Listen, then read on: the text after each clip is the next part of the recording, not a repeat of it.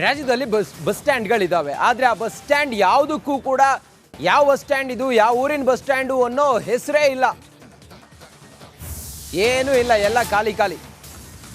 ನೋಡಿ, bus stand ಇವೆ ಆದರೆ ಹೆಸರೇ ಇಲ್ಲ. ರಾಜಧಾನಿಯಲ್ಲಿ ಹೆಸರಿಲ್ಲದೆ ನೂರಾರು BMTC ಬಸ್ಗಳು ನಿಲ್ದಾಣದಲ್ಲಿ ನಿಲ್ತವೆ. ಜಾಹೀರಾತು ತೆಗೆದುಕೊಳ್ಳುವ BBMP ನೇಮ್ ಬೋರ್ಡನ್ನು ಹಾಕಿಲ್ಲ. ಜಾಹೀರಾತಿನಿಂದ ಲಕ್ಷ ಲಕ್ಷ ಪೀಕುವ ಅಧಿಕಾರಿಗಳೇ ನೇಮ್ ಬೋರ್ಡನ್ನು ಹಾಕಿ ಜನರಿಗೆ ಸ್ವಲ್ಪ ಗೊತ್ತಾಗಲಿ.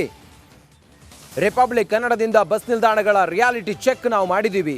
ನೇಮ್ ಬೋರ್ಡ್ ಇಲ್ಲದೆ ಪ್ರಯಾಣಿಕರು ನಿತ್ಯ ಪರದಾಟವನ್ನು ಪಡ್ತಾ ಇದ್ದಾರೆ. ನೋಡಿ, ಇದು ಅಸಲಿ ಚಿತ್ರಣ. ರಾಜ್ಯ ರಾಜಧಾನಿ ಬೆಂಗಳೂರು ಹೆಂಗಿರಬೇಕು, IT ಸಿಟಿ ಬೆಂಗಳೂರು. ನಾವು ಸಿಲಿಕಾನ್ ವ್ಯಾಲಿ ಜೊತೆಲಿ ಕಂಪೇರ್ ಮಾಡ್ಕೊತೀವಿ, ಆದರೆ ನಮ್ಮ ಬೆಂಗಳೂರಿನ ಬಸ್ ಸ್ಟ್ಯಾಂಡ್ಗಳಲ್ಲಿ ಹೆಸರೇ ಇಲ್ಲ. ಯಾವ ಬಸ್ ಸ್ಟ್ಯಾಂಡ್ ಇದು, ಏನು ಎತ್ತ, ಏನು ಹೆಸರೇ ಇಲ್ಲ. ಆ ಅಡ್ವರ್ಟೈಸ್ಮೆಂಟು, ಈ ಅಡ್ವರ್ಟೈಸ್ಮೆಂಟು, ಅದು ಇದು ಅಂಥೇಳಿ ಎಲ್ಲ ಬಸ್ ಸ್ಟ್ಯಾಂಡಿಗೆ ಹಾಕ್ತಾರೆ ಹೊರತು ಇದು ಯಾವ ಬಸ್ ಸ್ಟ್ಯಾಂಡು, ಯಾವ ಊರಿನ ಬಸ್ ಸ್ಟ್ಯಾಂಡು? ಈ ಬಸ್ ಸ್ಟ್ಯಾಂಡ್ಗೆ ಒಂದು ಹೆಸರು ಬೇಕಲ್ಲ, ಒಂದು ಐಡೆಂಟಿಟಿ ಬೇಕಲ್ಲ, ಅದು ಯಾವುದು ಕೂಡ ಇಲ್ಲ. ಹಿಂಗಿರುವಾಗ ನಾವು ಬ್ರ್ಯಾಂಡ್ ಬೆಂಗಳೂರು ಮಾಡೋದಕ್ಕೆ ಹೊರಟಿದ್ದೀವಿ. ಸಿಲಿಕಾನ್ ವ್ಯಾಲಿ, ಅಮೆರಿಕಾದ ಸಿಲಿಕಾನ್ ವ್ಯಾಲಿ ಜೊತೆಲಿ ಬೆಂಗಳೂರನ್ನು ಕಂಪೇರ್ ಮಾಡ್ಕೊತೀವಿ. ಆದರೆ ಜನ ಬಸ್ ಹೊತ್ತವರು ಬಸ್ ಸ್ಟ್ಯಾಂಡಲ್ಲಿ ನಿಂತ್ಕೊಂಡ್ರೆ ಇದು ಯಾವ ಬಸ್ ಸ್ಟ್ಯಾಂಡು ಅಂತೇಳಿ ಇನ್ನೊಬ್ರಿಗೆ ಹೇಳಬೇಕಾದ್ರೆ ಆ ಬಸ್ ಸ್ಟ್ಯಾಂಡ್ಗೆ ಹೆಸರೇ ಇಲ್ಲ. ಬರೀ ಜಾಹೀರಾತು, ದುಡ್ಡು ಬರುತ್ತಲ್ಲ ಇವರಿಗೆ, ಹಾಗಾಗಿ ಜಾಹೀರಾತು ಮಾತ್ರ ಕಾಣಿಸುತ್ತೆ. ಇನ್ನು ರಿಪಬ್ಲಿಕ್ ಕನ್ನಡ ಇದೊಂದು ರಿಯಾಲಿಟಿ ಚೆಕ್ ಮಾಡಿದೆ. ನನ್ನ ಕಲೀಗ ದೀಪ್ತಿ ಹಲವಾರು ಬಸ್ ಸ್ಟ್ಯಾಂಡ್ಗೆ ಹೋಗಿ ಆ ಬಸ್ ಸ್ಟ್ಯಾಂಡ್ನ ಅಸಲಿ ಚಿತ್ರಣವನ್ನು ವಿವರಿಸಿದ್ದಾರೆ. ಹೆಂಗಿದೆ, ಏನು ಎತ್ತ, ಮೇಂಟೆನೆನ್ಸು ಮತ್ತು ಬೋರ್ಡು ಎಲ್ಲವೂ ಕೂಡ ರಿಯಾಲಿಟಿ ಚೆಕ್ ವರದಿ ಇದೆ. ಬನ್ನಿ ನೋಡೋಣ. BBMP ದುಡ್ಡು ಮಾಡೋದ್ರಲ್ಲಿ ತುಂಬ ಇಂಟ್ರೆಸ್ಟ್ ಅನ್ನೋದಕ್ಕೆ ಒಂದು ಉದಾಹರಣೆನ ನಾವು ಕೊಡ್ತಾ ಇದ್ದೀವಿ. ರಿಪಬ್ಲಿಕ್ ಕನ್ನಡದಿಂದ ಒಂದು ರಿಯಾಲಿಟಿ ಚೆಕ್ಕನ್ನು ನಡೆಸ್ತಾ ಇದ್ದೀವಿ.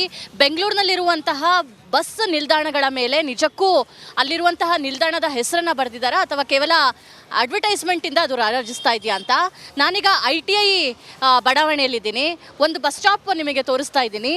ಈ ಒಂದು ಬಸ್ ಸ್ಟಾಪ್ನಲ್ಲಿ ಯಾವುದೇ ರೀತಿಯಾಗಿ ಹೆಸರನ್ನು ಮೆನ್ಷನ್ ಮಾಡಿಲ್ಲ. ಅಂದರೆ ಇದು ಯಾವ ಏರಿಯಾದ ಬಸ್ ಸ್ಟಾಪ್ ಅಂತ ಎಲ್ಲೂ ಕೂಡ ಬರ್ದಿಲ್ಲ. ಕೇವಲ ಆ್ಯಡ್ಗೋಸ್ಕರ ಬಸ್ ಸ್ಟಾಪ್ ಮಾಡಿದ್ದಾರೆ ಅನ್ನೋ ರೀತಿಯಲ್ಲಿ ಈ ಬಸ್ ಸ್ಟಾಪ್ ಇರುವಂಥದ್ದು. ಒಂದು ಕಡೆ ಸಾರಿಗೆ ಇಲಾಖೆ ಕೂಡ ಇದಕ್ಕೆ ಭಾಗಿಯಾಗುತ್ತೆ, ಮತ್ತೊಂದು ಕಡೆ BBMP ಕೂಡ ಭಾಗಿಯಾಗುತ್ತೆ. BBMP ಹೇಗೆ ಅಂತ ಹೇಳಿದ್ರೆ, ಈ ಆ್ಯಡ್ ರೆವೆನ್ಯೂ ಏನಿದೆ ಇದೆಲ್ಲನೂ ಕೂಡ BBMPಗೆ ಹೋಗುತ್ತೆ. ಆ್ಯಡ್ ಮಾಡಿಕೊಳ್ಳಿ, BBMPಯ ಕೆಲಸ ಕಾರ್ಯಗಳಿಗೆ, ಸಿಬ್ಬಂದಿಗಳಿಗೆ ದುಡ್ಡನ್ನು ಕೊಡಬೇಕು, ಸಂಬಳವನ್ನು ಕೊಡಬೇಕು, ಅವ್ರದ್ದೇ ರೀತಿಯಾದ ಕಾಮಗಾರಿಗಳಿಗೆ ಹಣ ಬೇಕು, ಅದನ್ನು ಒಪ್ಪೋಣ. ಆದರೆ ಬಸ್ ಸ್ಟಾಪಿಗೆ ಒಂದು ಮರ್ಯಾದೆ ಅಂತ ಇರುತ್ತೆ. ಯಾವ ಬಸ್ ಸ್ಟಾಪ್ ಇದು ಅಂತ ತಿಳ್ಕೊಳ್ಳೋಕ್ಕೆ ಜನಕ್ಕೆ ಕನಿಷ್ಠ ಪಕ್ಷ ಒಂದು ಸೈಡಲ್ಲಾದರೂ ಅದರ ಒಂದು ಹೆಸರನ್ನು ಬರಿಬೇಕಾಗುವಂಥದ್ದು ಕರ್ತವ್ಯ, ಧರ್ಮ. ಆದರೆ ಅದನ್ನು ಮಾಡ್ತಾ ಇಲ್ಲ. ಹಾಗಿದ್ರೆ ಬನ್ನಿ ಮತ್ತೆ ಮುಂದೆ ಹೋಗೋಣ. ಈ ರೀತಿಯ ಎಷ್ಟು ಬಸ್ ಸ್ಟಾಪ್ಗಳು ರಾಜಧಾನಿ ಬೆಂಗಳೂರಿನಲ್ಲಿದೆ ಅಂತ ನೋಡೋಣ. ಕ್ಯಾಮ್ರಾ ಪರ್ಸನ್ ಕೃಷ್ಣ ಜೊತೆ ದೀಪ್ತಿ ತೋಳ್ಪಡಿ, ರಿಪಬ್ಲಿಕ್ ಕನ್ನಡ, ಬೆಂಗಳೂರು. ಬಸ್ ಸ್ಟಾಪ್ಗಳಲ್ಲಿ ಒಂದು ಹೆಸರು ಅಂತಿರಬೇಕು. ಆ ಹೆಸರಿದ್ರೆ ನಾವು ಇಂಥ ಬಸ್ ಸ್ಟಾಪಪ್ಪ ಅಂತ ನಾವು ಹೇಳೋಕ್ಕೆ ಅನುಕೂಲ ಆಗುತ್ತೆ. ಅದು ಬಿಟ್ಬಿಟ್ಟು ಸುಮ್ಮನೆ ಬಸ್ ಸ್ಟಾಪ್ ಹಾಕ್ಬಿಟ್ಟು ಹೆಸರಿಲ್ಲ, ಕುಲ ಇಲ್ಲ, ಗೋತ್ರ ಇಲ್ಲ, ಅದು ಹೆಂಗೆ? ಅದಕ್ಕೋಸ್ಕರ ಹೆಸರು ಒಂದು ಯಾವುದೋ ಒಂದು ಆ ಥರ ಹೆಸರು, ರಾಜಕೀಯ ಹೆಸರು, ಯಾವುದೋ ಒಂದು ಹೆಸರು ಇಡೋದು ಒಳ್ಳೆಯದು. ಅದು ಸರ್ಕಾರದವರು ಅದು ಕ್ರಮ ತೊಗೊಳ್ಬೇಕು ಮೇಡಮ್.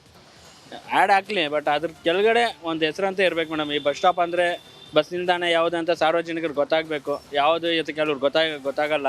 ಕೆಲವರು ಎಲ್ಲಿಂದ ಊರು ಬಿಟ್ಟು ಊರು ಬಂದಿರ್ತಾರೆ, ಯಾವ ಬಸ್ ಸ್ಟಾಪ್ ಅಂತ ಗೊತ್ತಿರಲ್ಲ. ಅದು ಗಮನಕ್ಕೆ ತೊಗೊಂಡು ಬರ್ಬೇಕು ಮೇಡಮ್. ಇಲ್ಲ, ಬರೀ ಜಾಹೀರಾತಾಗಿ ಸಾಲದು, ಇದು ಉಪಯೋಗ ಆಗಬೇಕು, ಯುಟಿಲೈಸೇಷನ್ ಆಗಬೇಕು. ಪಬ್ಲಿಕ್ ಎರಡು ಬಸ್ ಸ್ಟಾಪ್ ಆಗ್ತಾ ಇಲ್ಲ ಸರಿಯಾಗಿ, ಪಬ್ಲಿಕ್ ಸ್ವಲ್ಪ ತೊಂದರೆ ಆಗ್ತದೆ. ಇದ್ರ ಮೇಲೆ ಡಿಪೆಂಡ್ ಆಗಿರ್ತಾರೆ ಎಲ್ಲ ಮಧ್ಯಮರ್ಗದೂ ಇರ್ತಾರೆ.